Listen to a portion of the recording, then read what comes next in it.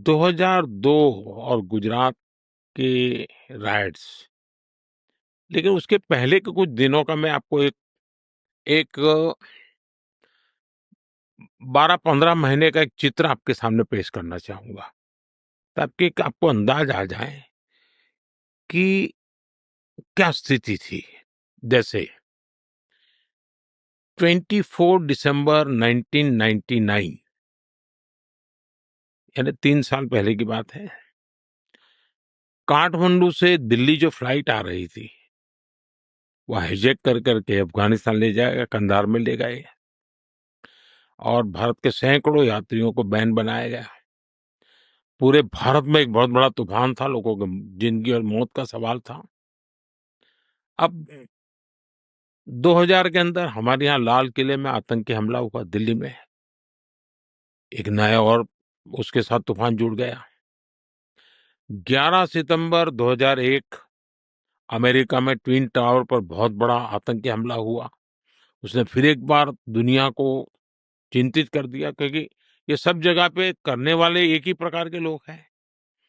अक्टूबर 2001 को जम्मू कश्मीर विधानसभा पर आतंकी हमला हुआ। 13 दिसंबर 2001 को भारत की संसद पर आतंकी हमला हुआ। यानी आप उस समय के एक 8-10 महीने की घटनाएं देखिए, वैश्विक स्तर की घटनाएं, आतंकी घटनाएं, खून खराबे की घटनाएं, निर्दोष लोगों की मौत की घटनाएं, तो कोई भी एक प्रकार से अशांति के लिए एक चिंगारी काफी होती है, स्थिति पैदा हो चुकी थी। ऐसे समय अचानक 7 अक्टूबर 2001 मुझे मुख्यमंत्री बनने का दायित्व मेरे सर पे आ गया अचानक, और वो भी मेरी सबसे बड़ी जिम्मेवारी थी। गुजरात में जो भूकंप आया था, उस भूकंप के रिहेबिलिटेशन के लिए बहुत बड़ा काम था, और पिछली शताब्दी का वो सबसे बड़ा भूकंप था। हजारों लोग मारे गए थे।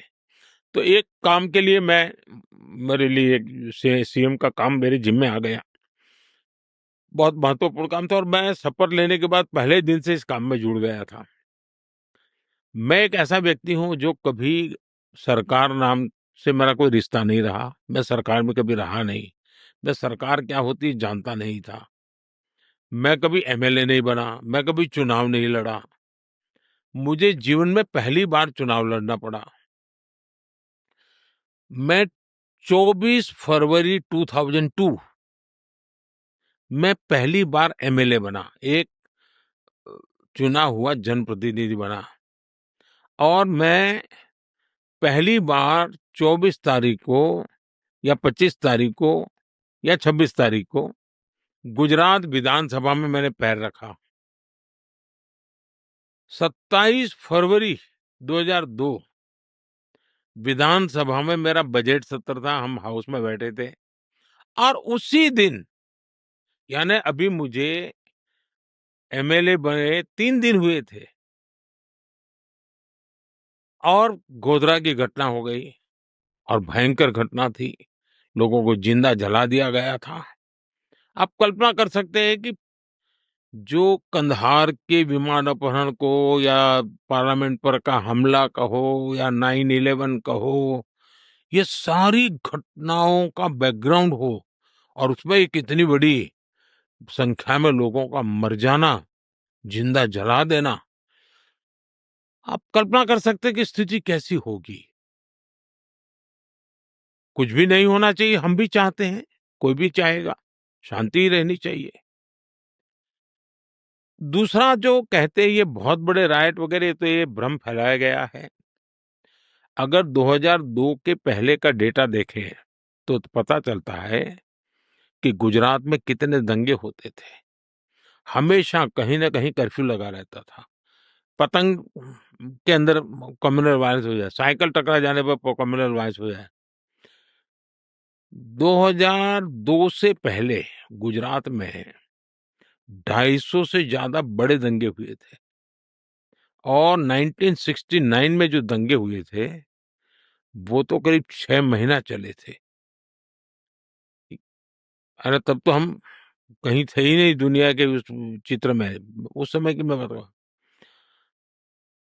और इतनी बड़ी घटना, एक ऐसा स्पार्किंग पॉइंट बन गया कि कुछ लोगों की हिंसा हो गई, लेकिन न्यायालय ने उसको बहुत डिटेल में देखा है, लंबे अरसे। और उस समय हमारे जो विरोध के लोग हैं वो सरकार में थे, और वो तो चाहते थे कि हम पर जितने आरोप लगे थे हमको सजा हो जाए। लेकिन उनके लाखों कोशिश के बाद भी जुडिशरी ने पूरी तरह डिटेल में उसका एनालिसिस किया, 2-2 बार किया, और पूरी तरह निर्दोष। जिन लोगों ने गुनाह किया था, उनके लिए न्यायालय ने अपना काम किया है। लेकिन सबसे बड़ी बात है, जिस गुजरात में साल में कहीं न कहीं दंगे हुआ करते थे, 2002 के बाद आज 2025 है, गुजरात में 20-22 साल में कोई बड़ा दंगा नहीं हुआ, पूरी तरह शांति है।